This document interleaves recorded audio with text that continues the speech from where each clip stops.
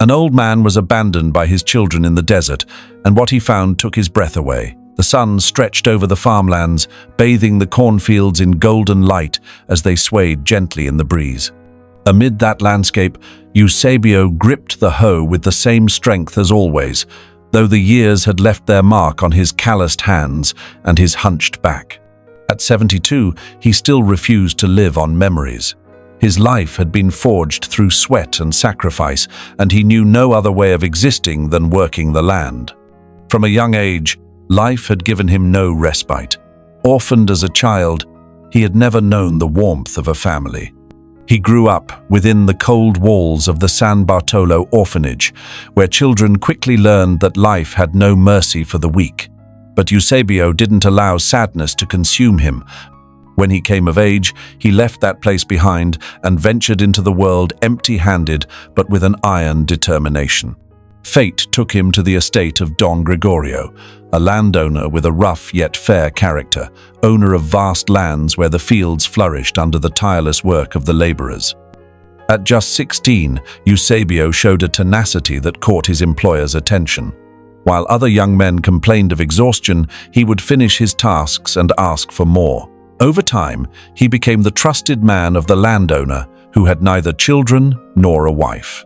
"Boy, if you keep working like this, one day all this will be yours," Gregorio told him one afternoon as they gazed at the horizon tinged by the sunset. Eusebio did not take those words as an empty promise. He learned every detail about cultivation, harvesting, and dealing with merchants. And when his employer passed away years later, true to his word, he left the estate to Eusebio in his will. By then, Eusebio was a grown man, married, with 2 young sons, Ramiro and Julian. The first years were hard, but under his management, the estate prospered. His lands expanded, as did his reputation as an honest and hard-working man. Life smiled at him until tragedy struck with his wife's illness. Her death left a void he could never fill. His children, still young, were left in his care. Over time, his love as a father blinded him. He wanted to give them what he had never had, a life without hardship, without the struggles of his childhood.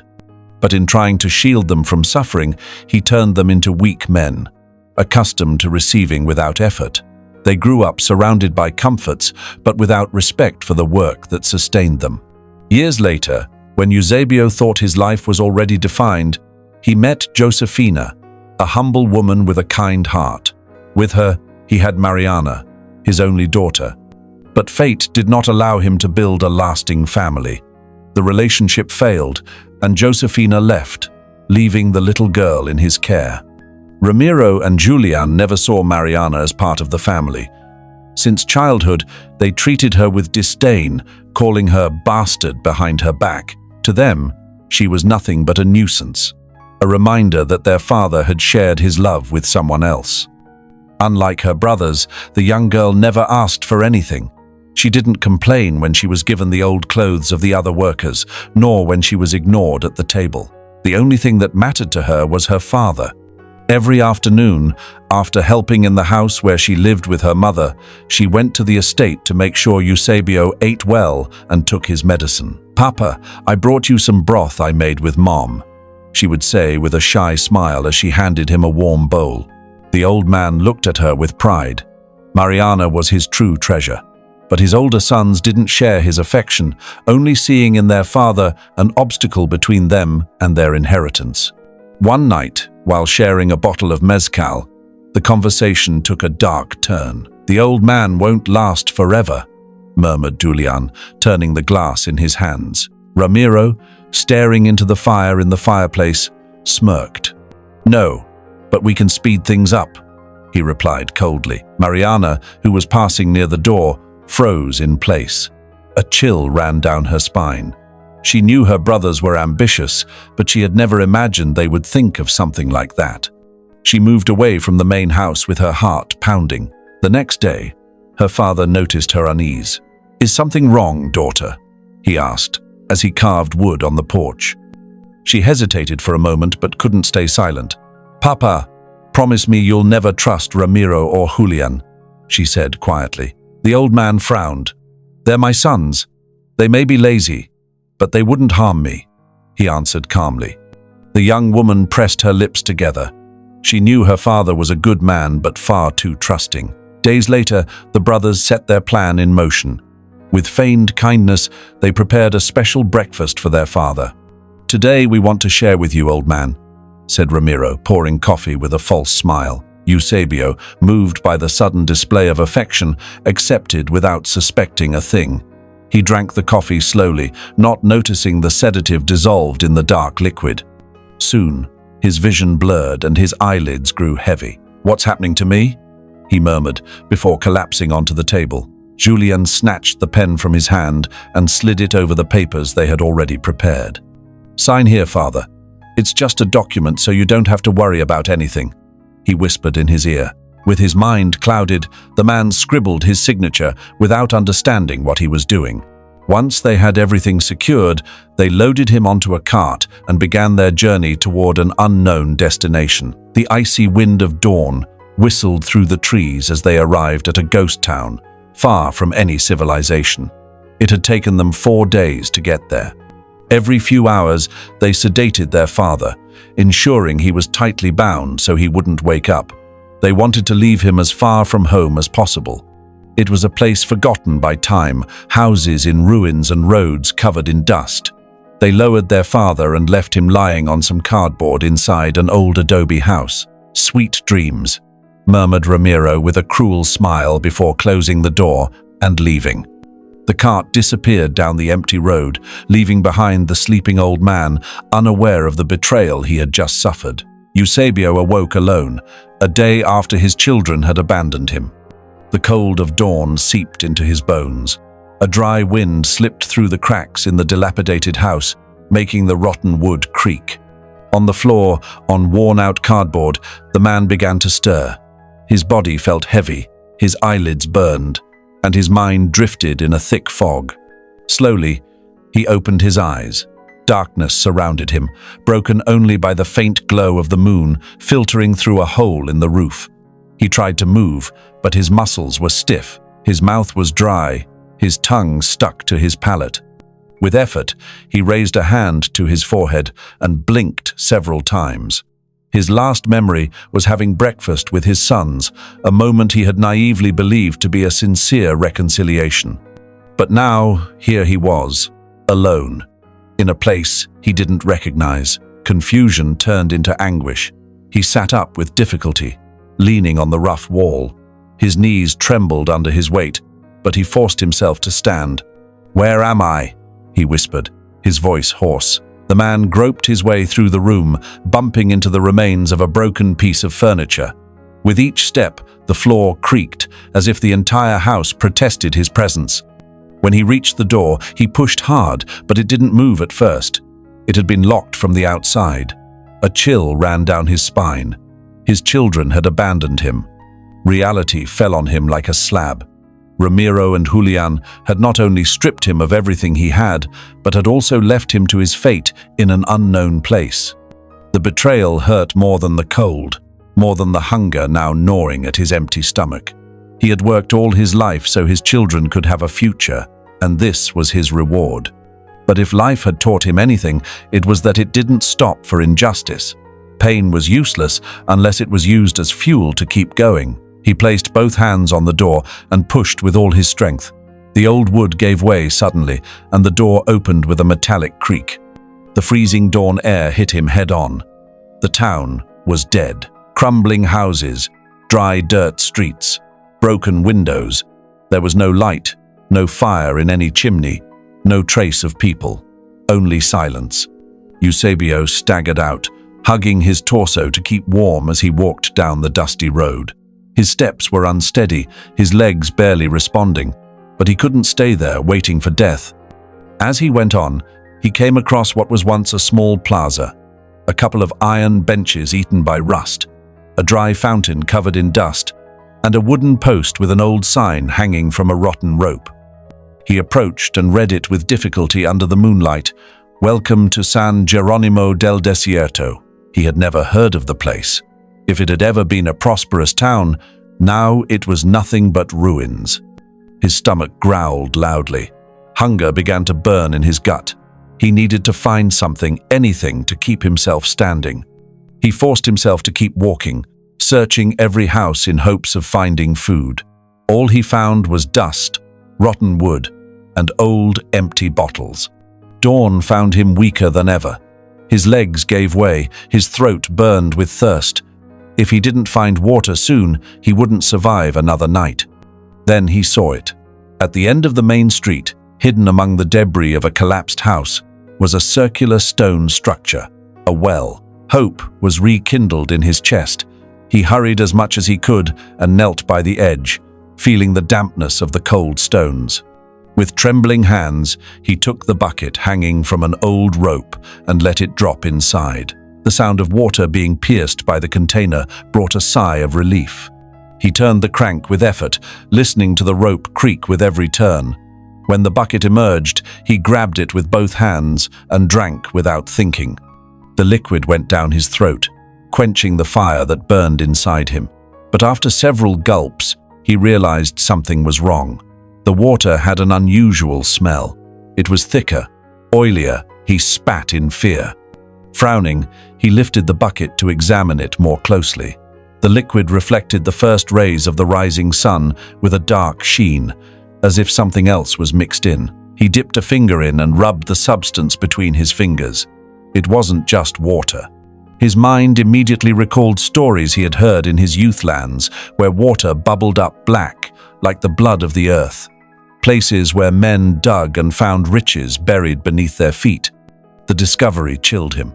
Could it be possible that beneath this forgotten town lay a hidden treasure? Eusebio searched among the rubble for something to use as a container and found an old canteen that had probably once held alcohol. He filled it with the substance. He had no way to confirm his suspicions, but if he was right, this find could change everything. However, he was still not safe. He was still alone in the middle of nowhere, without food and without a clear path. He stood up with difficulty and looked toward the horizon. He had to get out of there. The sun rose higher, gilding the desert with its scorching heat. If he wanted to survive, he had to find a way back to civilization. Taking a deep breath, he began to walk. By mid-morning, the sun beat down mercilessly on the cracked earth. Every step he took on the hot dust was a battle against exhaustion. He knew that if he stopped, he would never get up again. The landscape stretched endlessly before him, arid and cruel. There were no trees for shade, no soul passing through those forgotten roads. His lips were dry, and although he still carried a little of the oily liquid from the well in his canteen, he couldn't drink it, or he might fall ill. He walked until his body could no longer take it and fell to his knees. Fate couldn't be so cruel, not after everything he had endured. He looked at the metal bottle in his hand and shook it with the little strength he had left. That dark liquid was his only hope. "I can't die here," he muttered, his voice breaking. The image of his sons came to mind, Ramiro and Julian, laughing shamelessly, celebrating their betrayal. They were probably enjoying the fortune they had stolen from him at that very moment. Anger gave him strength. He stood on trembling legs and kept walking.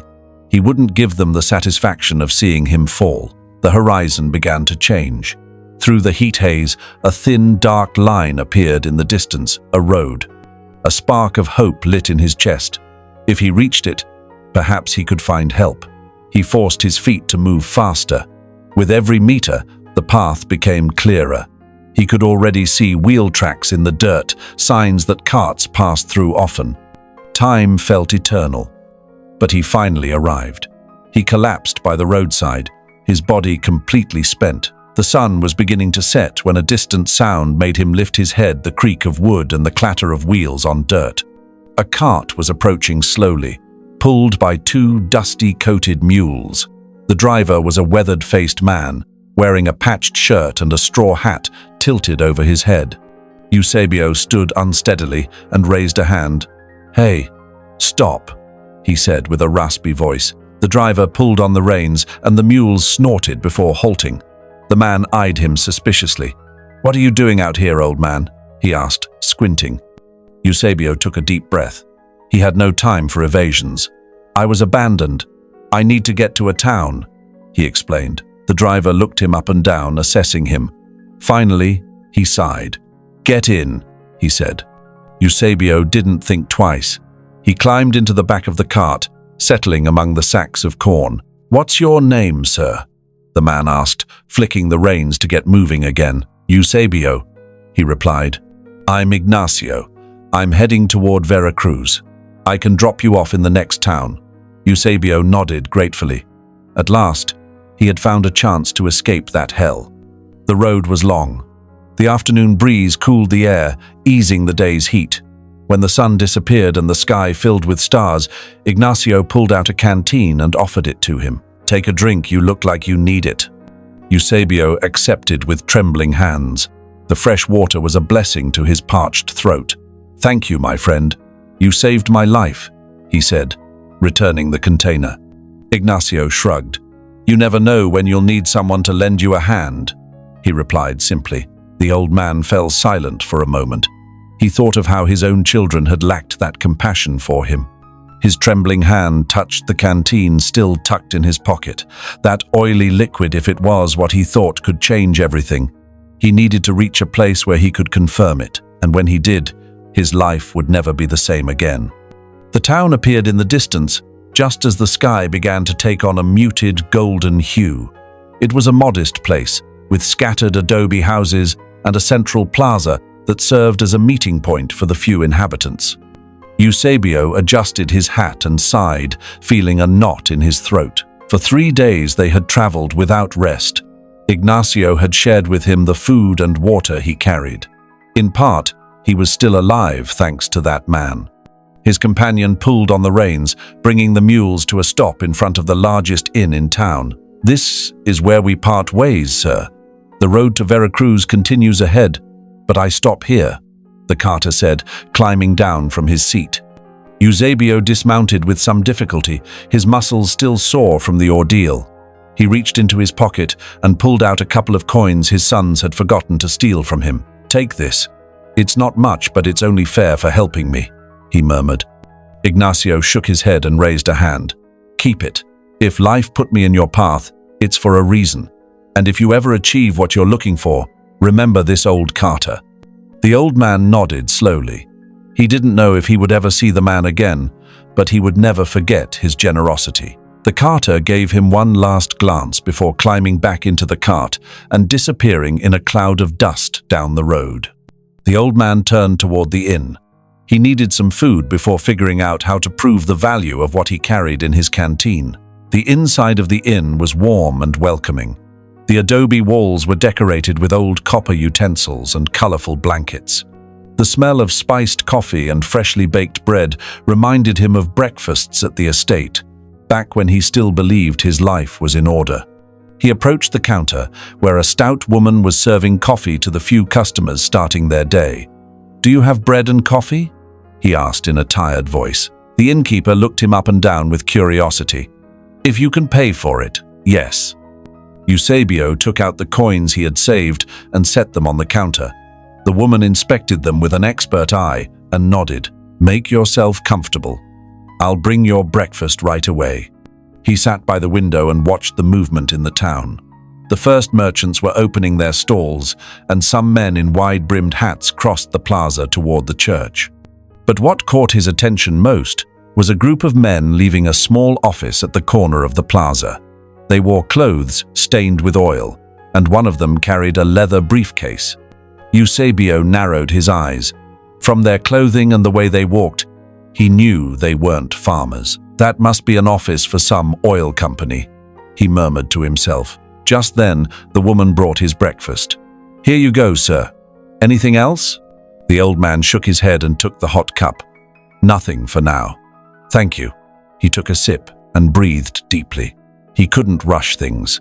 First, he had to confirm whether his find was truly worth something, and then he would make his sons pay for what they had done. He finished his breakfast and left the inn with a firm step. If he wanted answers, he had to go straight to the source.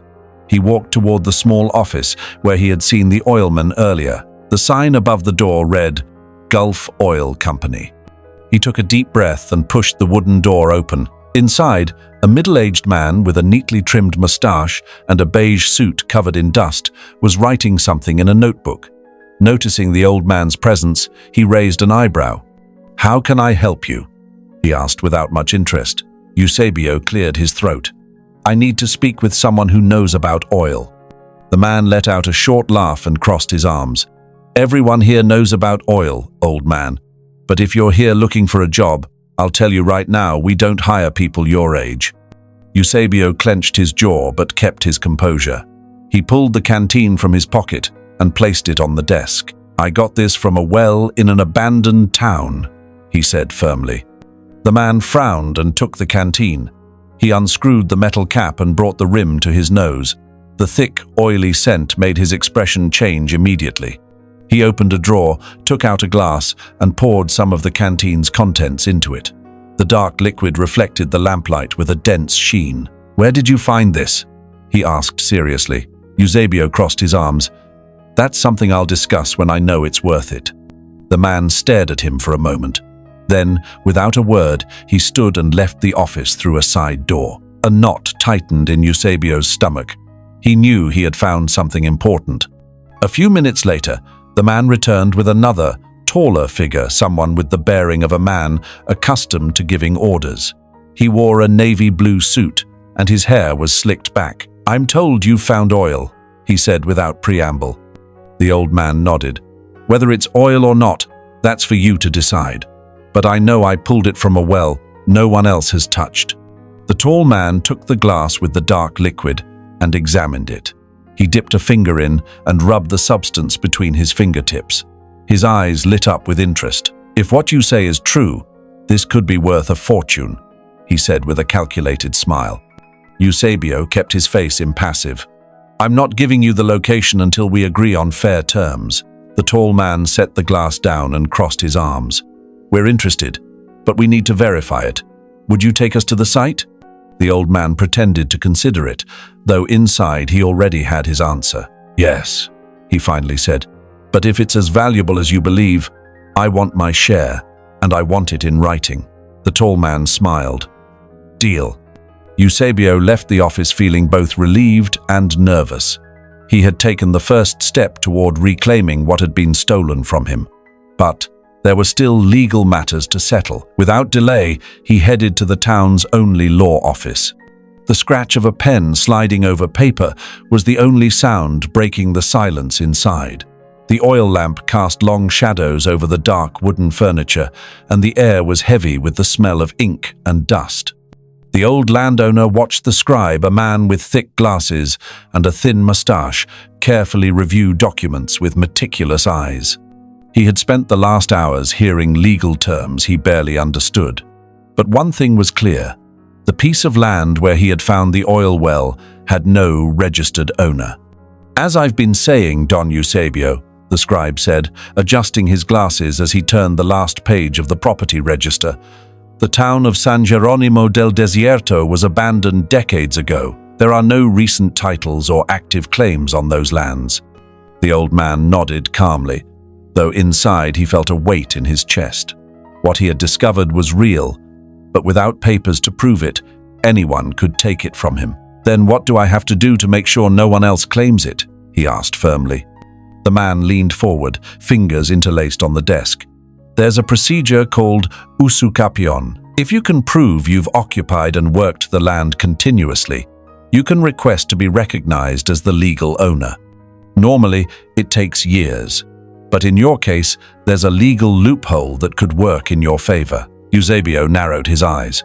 "What do you mean?" The scribe smiled with a certain satisfaction, as if he enjoyed explaining bureaucratic puzzles. For someone to claim land, there must be a previous owner, or at least an active claim. But San Geronimo has been forgotten by everyone. If you've found a valuable resource and brought it to the oil company's attention, you have proof you were the first to recognize its potential. In simple terms, if no one disputes it, you can register it as yours before anyone else tries. The man leaned back in his chair. Fate had dealt him many bad hands. But now, for the first time in a long while, it seemed to be on his side. "What do I have to do?" The scribe pulled out a blank sheet of paper and began to write. First, we'll sign a declaration where you swear you found and worked the land peacefully and continuously, even if only for a few days. The oil company will back your request out of interest in exploiting the well, which will speed things up. Since there are no previous claims, within weeks you could have a provisional title. Eusebio nodded. He had no other choice. If he wanted to make sure the treasure beneath the ground was his, he had to act fast. Days later, the oil company organized an expedition back to the abandoned town, not just to confirm the existence of oil, but also to secure extraction rights. Eusebio rode in one of the wagons alongside the engineer in charge, a thin, sharp-faced man named Don Arturo. Unlike the office men, this one had hands roughened by years of fieldwork and the gaze of someone who had seen too much in life. "So you're the one who found the well," the engineer said with genuine curiosity. "I found it out of necessity," the old man replied, adjusting his hat. "My sons left me to my fate, and the well was the only thing that kept me alive." The man nodded silently, looking out at the arid horizon. "They say oil not only enriches men but also corrupts them," he murmured. "What will you do with your share if this turns out to be real?" Eusebio looked at his calloused hands. Never in his life had he longed for riches, only peace. But now he had a reason greater than money, to prove he had not been defeated. "I have unfinished business with my family," he said without elaborating. The engineer didn't press. The journey took just over a day and a half. Unlike the grueling road Eusebio had traveled with Ignacio, the oilmen knew the best routes, had strong horses, and carried ample provisions. When they finally arrived in San Geronimo del Desierto, the horses stopped in the dusty plaza. The engineers dismounted immediately, scanning the surroundings. A couple of workers began taking soil samples, while others unloaded equipment. Eusebio walked firmly toward the well. "Here it is," he said, pointing to the stone structure. One of the technicians lowered a bucket and pulled it up, filled with thick, dark liquid. Upon examining it, Don Arturo's face lit up. "No doubt," he said with a satisfied smile. "This is good quality oil."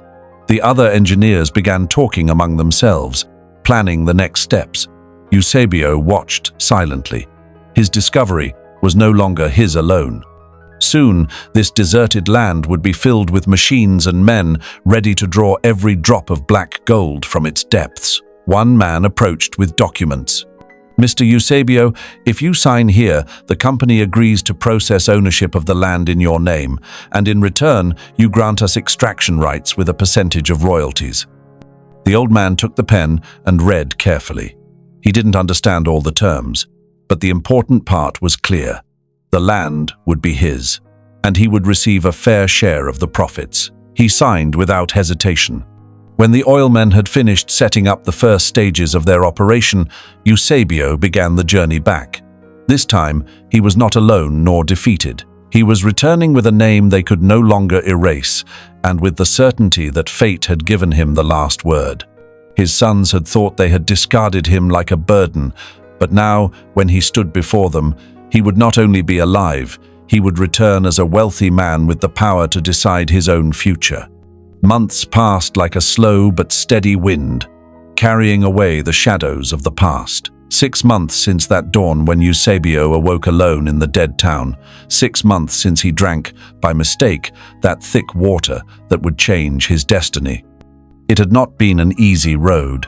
For weeks, he had to deal with bureaucratic procedures, endless meetings with lawyers, and oilmen eager to secure their investment without giving up too much.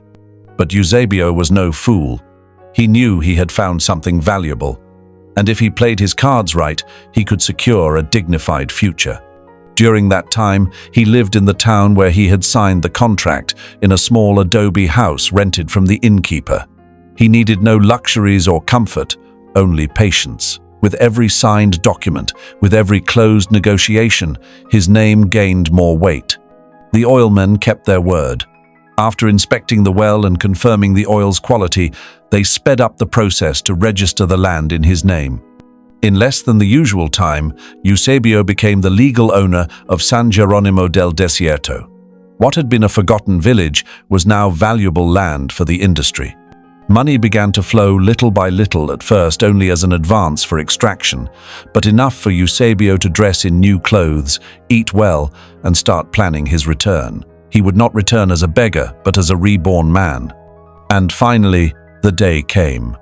Eusebio adjusted his hat and looked at the dusty road that would take him back home. He was no longer the same man his sons had abandoned. His sun-weathered skin still bore the scars of his past, but his eyes no longer reflected sadness or defeat. The trip back took 2 days. This time, he traveled in a rented cart with strong horses that carried him easily across the arid landscape. Every mile brought him closer to his destination, to the inevitable confrontation with those who had betrayed him. When he finally saw the town where he had spent most of his life, nostalgia hit him like a gale. Nothing seemed to have changed except his own perception of the place. Now he saw it with different eyes. The house that had once been his was no longer in his possession. His sons had sold it shortly after his disappearance. With the stolen money, they had moved to a larger property on the outskirts, a house with wide windows and an iron gate that reflected their false sense of success. But the town remembered the man. As soon as he stepped down from the cart, whispers spread like a wave. The faces of merchants, farmers, and market women all turned toward him in disbelief. "Wasn't he dead?" whispered an elderly woman. "They said he got lost in the desert," added a man in a rough voice. "But that's Don Eusebio, look at how he's dressed." The man, accustomed to discretion, ignored the murmurs and walked with purpose.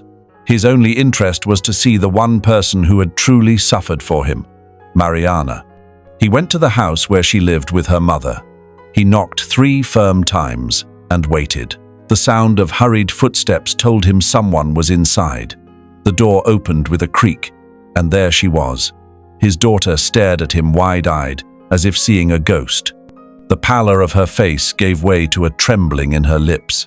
"Papa," she whispered, unable to believe what she was seeing. Eusebio smiled tenderly and opened his arms. The young woman threw herself at him, breaking into tears. "I thought you were dead. I looked for you everywhere," she sobbed against his chest. The old man gently stroked her hair. "I'm here, daughter. I came back." Mariana pulled back slightly, her face wet with tears. "Papa, Ramiro and Julian, they said you left without telling anyone. But I didn't believe them. I searched hospitals, went to the authorities, no one knew anything about you." He sighed. He couldn't blame her for having been deceived. "I know what they did," he murmured, "and this time, they won't get away with it." She looked at him anxiously. "Papa, they've been spending all the estate's money. They bought that new house. They're always throwing parties, surrounded by opportunists. But the money won't last forever." The old man smiled calmly. "I already knew that. That's why I came at the right moment." That night, his older son's house was lit with dozens of candles and oil lamps. From the street, the sound of live music and guests' laughter filled the air. In the courtyard, a group of men drank mezcal while women strolled in fine dresses. The hosts, Ramiro and Julian, reveled in the attention, toasting with crystal glasses as if they were landed gentry. But the party came to an abrupt halt when a figure appeared at the entrance. Silence swept over the place. A glass fell to the ground and shattered. Some women covered their mouths with their hands. Ramiro, his face contorted, shot to his feet. "It can't be," he stammered. Julian turned pale, sweat beading on his skin as panic set in. Eusebio advanced calmly. His presence was imposing not for his stature, but for the confidence in his step. He was dressed elegantly, like a businessman, yet his hands still bore the roughness of the fields. The whispers began again. "It's Don Eusebio," said a young woman. "But they said he was dead," added another. "How is he here?" someone asked. The old man stopped in front of his sons and looked at them with the same patience he had once shown while raising a pair of mischievous boys. "Aren't you going to offer me a drink?" he asked with irony. Ramiro swallowed hard. "Papa, spare me the words," Eusebio interrupted. "I didn't come to hear excuses." Julian tried to compose himself. "Look, old man, We can talk about this in private." The man shook his head. "There's nothing to discuss in private. Everything you did in plain sight. You stole from me, you betrayed me, you tried to get rid of me, yet here I am. And now, I want everyone to hear what I have to say." Silence fell over the room. The old man pulled an envelope from his jacket and let it drop onto the table with a sharp thud. "That is the document that certifies me as the owner of San Geronimo del Desierto," he said calmly. "The town where you left me to die is now mine. And do you know what I found there? Oil." A murmur swept through the crowd.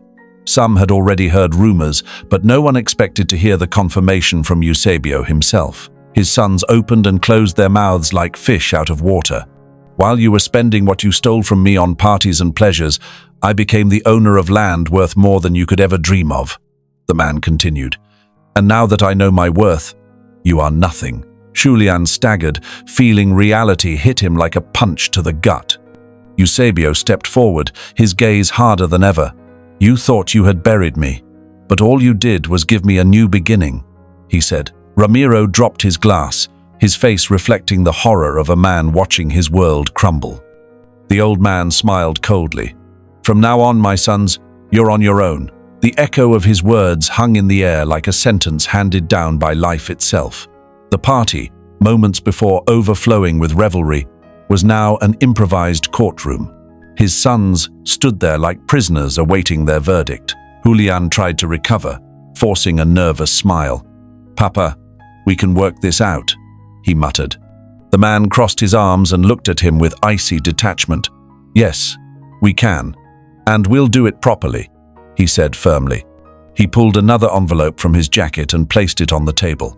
Unlike the property document for San Geronimo del Desierto, this one contained something far more dangerous for his sons: evidence. He had spent the 6 months of his absence hiring people to gather it. "This file contains witness statements, copies of the documents you forced me to sign under the influence of a sedative, and records of the fraudulent sale of my estate," he explained. "You didn't just rob me, you tried to kill me by abandoning me in the desert." The murmurs among those present grew louder. A thin man in a blue uniform with gold buttons pushed through the crowd. His badge gleamed in the candlelight. It was the town's commander. "We received a report on this matter a few days ago, but we didn't have enough evidence to proceed," the man said in a neutral tone. Eusebio handed him the documents calmly. "Now you do." Julian stepped back, as if he could outrun the truth. "This is a setup. That old man is crazy," he shouted, his voice sharp with panic. Ramiro, always the more composed one, tried to manipulate the situation. "Listen, Commander, this is all a misunderstanding. We can talk privately. Settle this like civilized men," he said, discreetly sliding a few coins onto the table. The commander didn't even glance at the money. "The only thing we're settling here is your transfer to jail," he said flatly. Ramiro turned pale. The lawman surrounded both brothers. "By order of the authorities, you are under arrest on charges of fraud, forgery of documents, and attempted homicide," the commander announced. The crowd parted, leaving a clear path. Ramiro tried to resist, but 2 officers grabbed his arms and restrained him with ease. "This can't be happening," he roared, struggling. Julian, on the other hand, collapsed to the floor, his eyes vacant, unable to process that his entire world had crumbled in a matter of minutes. Eusebio watched them with the serenity of a man who had nothing left to lose. "I gave you everything," he said in a quiet but hard voice, "and you took it without hesitation. Now you'll see what it's like to lose everything." The brothers were dragged out to where a pair of horses stood with shackles ready. The commander turned to Eusebio. "We'll make sure they face justice," he assured him. The old man nodded. "That's all I ask," he murmured. The brothers' shouts faded as they were taken to the nearest cell. When the house was silent again, everyone present looked at the man with respect. He had returned from the dead to seek justice, and he had succeeded. A few days later, the sun rose over the horizon, painting the sky in shades of gold and orange. The morning breeze carried the scent of damp earth, fresh bread from the inn, and coffee boiling in the stoves of the homes. Eusebio sat in the town plaza, on a worn wooden bench, watching as the first merchants opened their stalls. Men carried sacks of corn, women wove on their doorsteps, and children ran barefoot over the weathered cobblestones. He took a deep breath. At last, he was at peace. The past months had been a test of endurance, not just for his body, but for his spirit. He had survived betrayal, the desert, and despair. Now, with justice finally on his side, he could see the future clearly. Mariana approached and took his hand. "Papa, what will you do now?" she asked softly, her eyes so much like her mother's. The old man smiled. "Build something new," he replied. "Something no one can take from me this time." She nodded and sat beside him. Her hands trembled slightly, as if she still couldn't believe her father was back. "When I thought you'd disappeared, I felt like everything was lost," she confessed. "But I never stopped looking for you. I never stopped believing you were alive." He squeezed her hand gently. "And here I am," he said softly. The young woman smiled, though a shadow of sadness still clouded her face. "Ramiro and Julianne?" she murmured. The old man sighed. "They chose their own fate," he said. "I gave them everything, a life I never had. And still, they saw me as a burden. There's no going back for them." Mariana lowered her gaze. "They're still my brothers," she whispered. Eusebio understood. Despite everything, they shared the same blood. But brotherly love was not enough to erase the harm they had caused. "What they did is unforgivable," he said firmly. "And now they will face the consequences." From the far side of the plaza, a man approached. It was Don Arturo, the oil company's engineer. He carried a briefcase in one hand and wore a serious expression. "Don Eusebio," he greeted with a slight nod. "Don Arturo," the old man replied. "How's the business going?" The engineer sat beside him and pulled some papers from his briefcase. "The company has been progressing with drilling in San Geronimo del Desierto. Tests confirmed there's a substantial deposit beneath the ruins of the town. We're already extracting the first barrels, and investors are excited." Eusebio nodded slowly. "So the black gold was real," he murmured. "More real than we imagined," Don Arturo confirmed. "And, as promised, your share of the royalties has started coming in." He handed him a thick envelope. "Here's the first payment," he said. "A considerable sum." The old man took it calmly, without opening it. "How much is in here?" he asked. "Enough to buy any piece of land in this town," the engineer replied. "And enough so you'll never have to work another day in your life." Eusebio rested the envelope on his lap and narrowed his eyes. He had spent his entire life working the land with his own hands, planting corn, building fences, taming horses. Money had never interested him beyond what was necessary to live with dignity. But now, he had more than he'd ever imagined. Mariana watched him in silence, as if afraid he might reject his fortune out of pride. "Papa," she said quietly, "this is your opportunity." The old man looked at her. "My opportunity for what?" he asked. "To start over," she replied earnestly. "To build something different, so that this time you can enjoy what you've achieved." He stayed silent for a long while. Then, he slipped the envelope into his jacket and nodded. "You're right, daughter," he said firmly. "It's time to think about the future." The following days were a whirlwind of activity. With the money he had received, he bought a plot of land on the outskirts of town. It wasn't a grand estate like the one he'd once had, but it was enough to build a dignified home. He ordered materials, hired workers, and each morning supervised the construction of his new house. He wasn't the kind of man who could sit idle. Even though money allowed him to rest, his spirit demanded movement. He also began investing in the town, donating part of his earnings to build a new water well, repairing the crumbling church, and funding improvements to the school. "This town gave me a second chance when I was young," he told Mariana. "It's only right I do something for it." The townspeople looked at him with respect, as if he were a legend, an impossible miracle. 6 months later, the house was finished. It was a simple but sturdy construction of adobe and wood, with a wide porch where Eusebio could sit and watch the sunset. Mariana lived with him, helping maintain the home. Sometimes, on quiet nights, the old man would stare at the fire in the fireplace and think of his past life. He remembered his late wife, Don Gregorio, the days when he worked from dawn to dusk without complaint. He remembered the betrayal, but those memories no longer tormented him. The ghosts of the past had faded. One day, his daughter came in with a letter in hand. "Papa, this came for you," she said, handing it to him. Eusebio took it and opened it carefully. It was from the commander of the town where Ramiro and Julian had been arrested.